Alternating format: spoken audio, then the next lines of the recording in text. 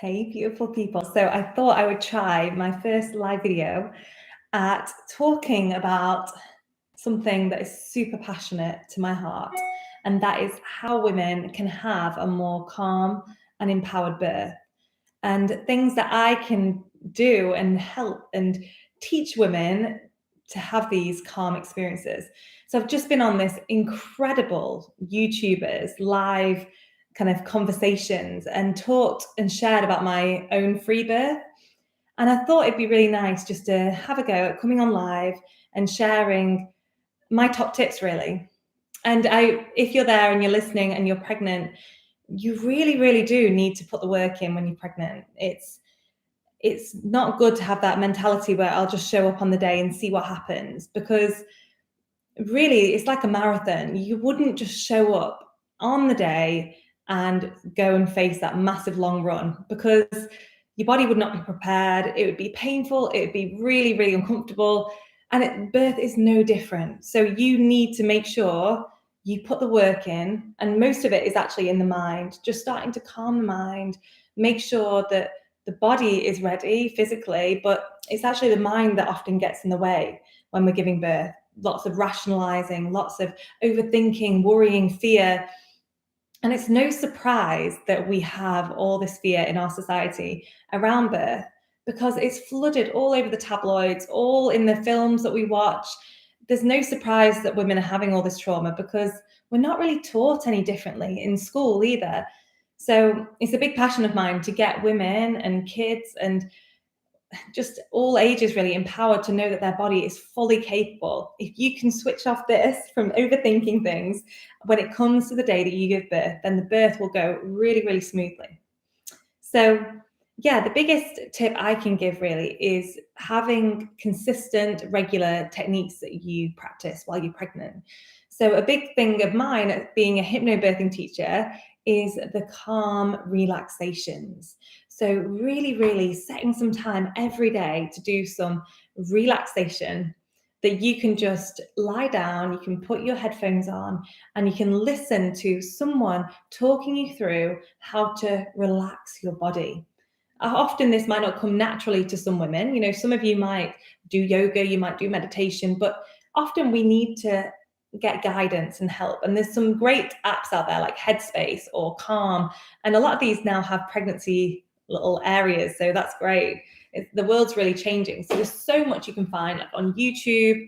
So just making sure, I'd recommend a few times a week that you just listen to a relaxation before you go to bed.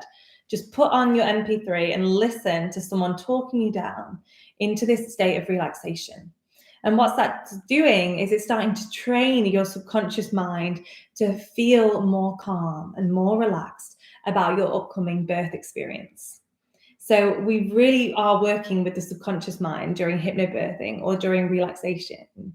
And it's starting to shift away all this fear that we've had in our society that's told us that women need help and assistance birthing, which is absolute rubbish. And it's one of the reasons why I chose to have a free birth. So just last year, I birthed my little boy, my third baby, in my office in a big water pool, just with my husband, my little girl in the pool with me, and my doula present. That was it. And I didn't feel I needed any medical staff or any medical people there, because I felt so, so empowered that my body was capable. And I knew that I could call on them if I needed them. That was what's important. It felt most comfortable for me. So yeah, top tip is just make sure you're doing the relaxations.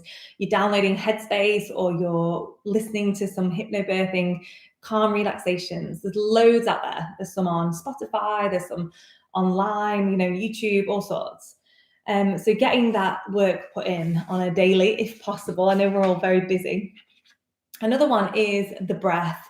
So if you can join a local yoga class or just practice breath work, and you can do this like literally throughout your day. So if you're sat driving and you're in a queue, or you're just at the traffic lights, you can just do some nice deep abdominal breathing to make space for baby, make space for you. Often it's always best when it's practiced in the morning or at night when you're in a state of calm. But if you can fit in some mindful moments through the day, just to practice deepening your breath. So in calm birthing, what we're doing is we're trying to train our breath so we can exhale for longer. It's thought that we produce the most amount of oxytocin when we're breathing out. So during birth, we really want oxytocin hormone to keep the contractions coming, to keep the birth progressing, and to make sure baby comes out really, really smoothly.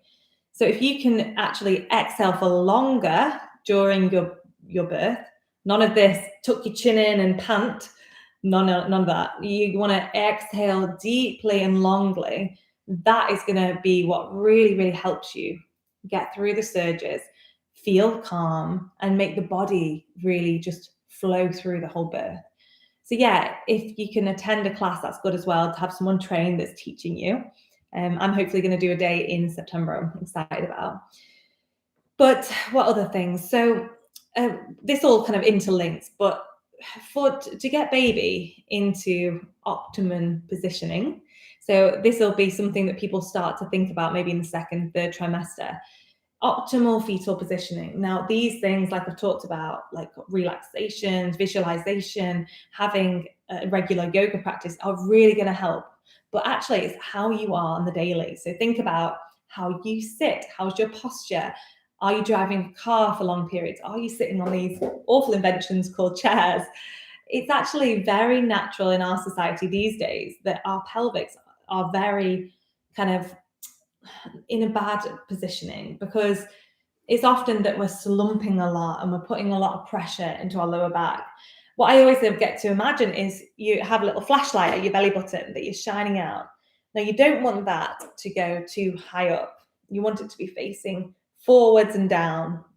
So that means no kind of slouching back on the sofa and just relaxing back or shrugging.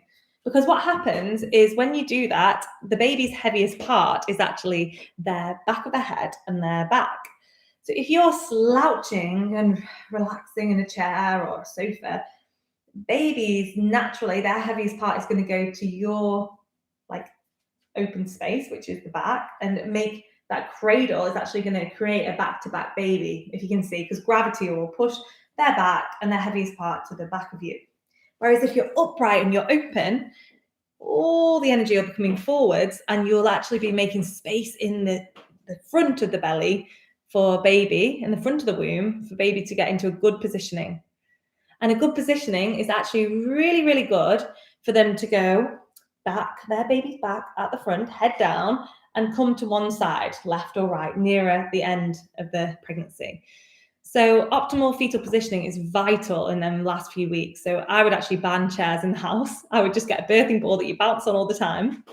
And even sitting at the dinner table, or if you're working, just sitting on a birthing ball. It's because we want to be more fluid. We want to move the body. We want to get up in the morning and not just sit on a chair. We want to get on our yoga mats, maybe do some hip circles, maybe move the body, because baby loves movement. Our body loves movement in pregnancy. So yeah, if you can encourage a good posture, a good open posture, that's really, really going to help you in to prepare your body for a really, really positive birth. You can even visualize. So in the hypnobirthing, we put a picture on our fridge of the optimal positioning, which you can just get online. And you just pop a picture up and you visualize how baby's going to look, head down, really engaged, lots of space there. You can even visualize it when you're doing your relaxations. You can say little affirmations as well. You can print them on your wall, like, my baby is correctly positioned for a really easy birth, and just pop them up around the house, or while you're brushing your teeth in the morning. The more you think about, you'll bring about. So if you are thinking all the time about a calm, positive, happy birth, they're probably going to be your outcomes. If you're worrying about, oh, my mom told me my birth was terrible, you're listening to all those people at the shops and people are telling you all their horror stories, that is going to be the stuff that's absorbed and that's going to come into your experience. So actually having some boundaries is really, really important. So these are all just rolling on now. The top tip is boundaries. Make sure that you actually say to friends and family, hey, I don't really want to talk about any negatives. I just want to keep things really positive. I want to try and just tell me your birth stories or any horror stories after I've given birth. In hypnobirthing, we find that this is really important, not to watch things that are negative, like horror films or anything that's going to worry you, like the news, or, just especially in the last few weeks, just try and put boundaries in place where you don't let any negative things into your life. And that can even be people. So if you have someone that's really, really pulling you down, just maybe in the last few weeks of pregnancy, just withdraw, stay at home a little bit more, get out in nature, spend more time with yourself, have me time. Okay. Let's think other top tips. So one of my biggest is having a water birth. Okay. So if you haven't thought about having a water birth, I would really, really encourage you to go and do some research. And there are so many benefits. It's especially for just calming the body. You feel very weightless when you're in water and if you're giving birth. I'll share on here my birth video from my third free birth with my little boy. It shows there that you just, in the pool, I just felt weightless and all the extra weight just felt like it was lifted off my body. And when you're in the water as well, you can just completely drop all your weight. I found that baby just emerges a lot more smoother. And what's so beautiful about water birth is when baby comes out, you can reach for your own baby and grab your baby and then watch them take their first breath as you pull them up into the water and gazing down at them.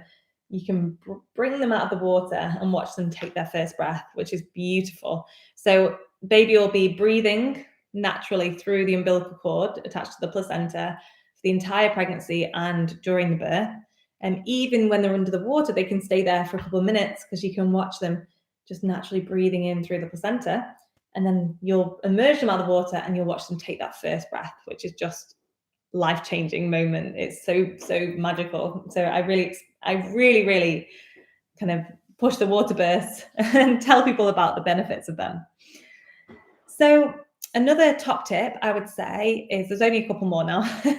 I've got loads, but it's trying to find a really supportive caregiver. So not any kind of diss on the NHS. I think they are amazing and really hardworking, but they're a lot going on in that system. And there's a lot of hospital policies to be checked off and a lot of things that happen routinely that might not be in your best interests. So it's really important that you empower yourself to find someone that fits your birth plan.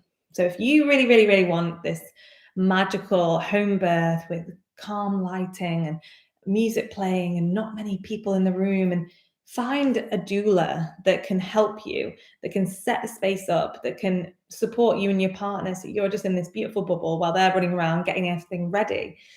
Even in the hospital, I'd recommend having a doula. So you have someone on hand that can speak the medical language, who can relay what you want for your birth. It's really important. Like an advocate, really, that can speak the truth for what you want and protect your space while you're birthing.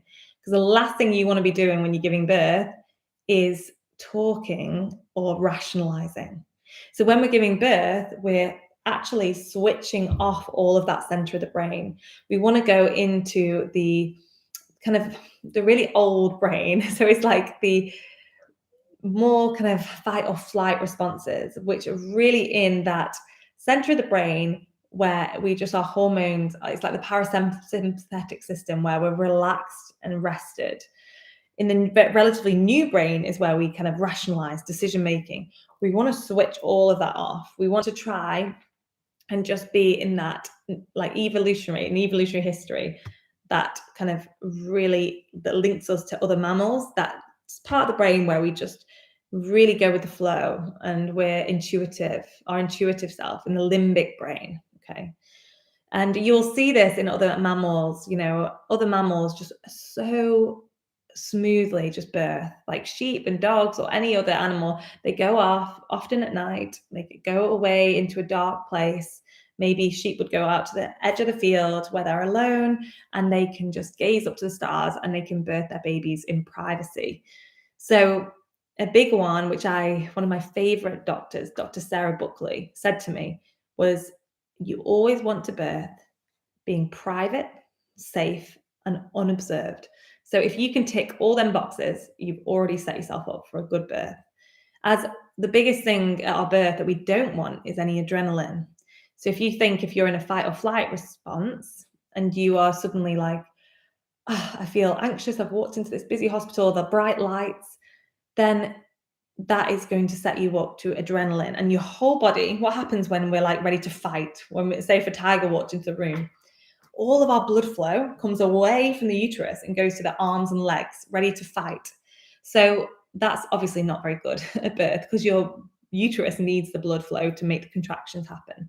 So this is where you get things like delayed birth. Like, it's just, we have a pause and there might be a few hours of delay, and it might just be that you need to get it back in your zone.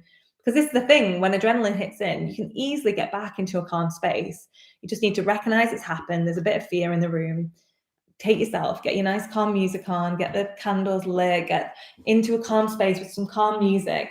And suddenly you're back in that calm, that lovely system, which is relax and rest state, where then all the oxytocin and all the hormones can flow properly and the blood flow can flow properly. So if you think of it like that, really, you're protecting yourself into that space. So just making sure, my point was with the top tip is having a caring, supportive partner with you. So whether that is a doula, I would also consider, if you don't want a doula, a private midwife. So having someone that comes to the hospital or to home with you, that is with you throughout the whole journey. Sadly, in our day-to-day, well, especially in the UK, we only get given one midwife at the birth, which often, like in the early stages, we've never met before. So back in the day, we used to have one midwife through the whole of your pregnancy and at the birth. Whereas these days, you go and see someone different every appointment. You see someone at different scans, and then when you get to the hospital, there's someone different. Or at home birth, someone different arrives at your door. Sadly, we've lost that sense of one-to-one connection.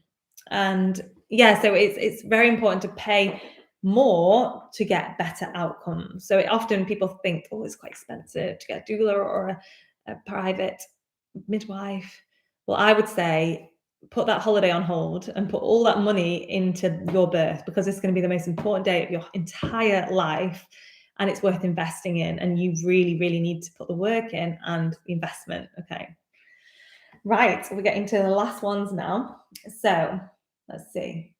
Just written them down so I know. So I've got, so we've gone through the breath work, the making sure that you do the relaxation practice, encouraging optimal fetal positioning, water birth where possible, finding a supportive caregiver, practicing, that what I talked about, a private, safe and unobserved in the run up to the birth, practicing getting in that state. And just my biggest tip is just to trust in your intuition. Okay. No one else can tell you how your birth is going to go or advise you in that way.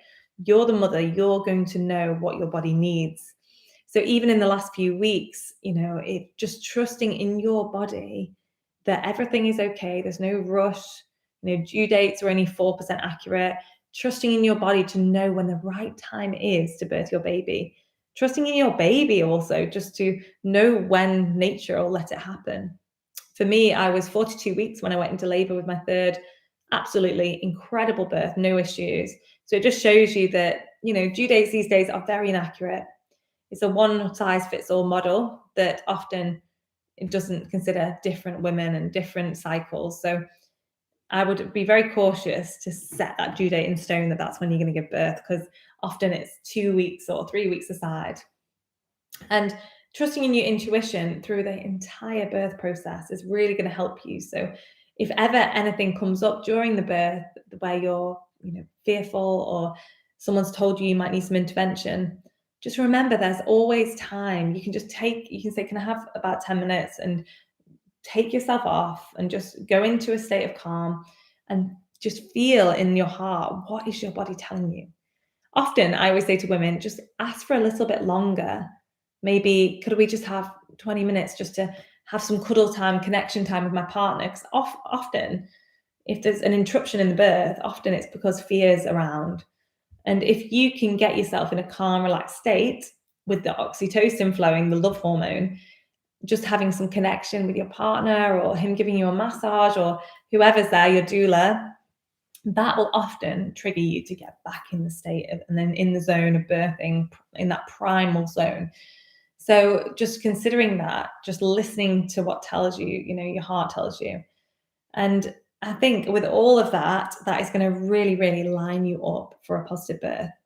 I would definitely, to get a grasp on all this, doing the hypnobirthing course is really going to help you.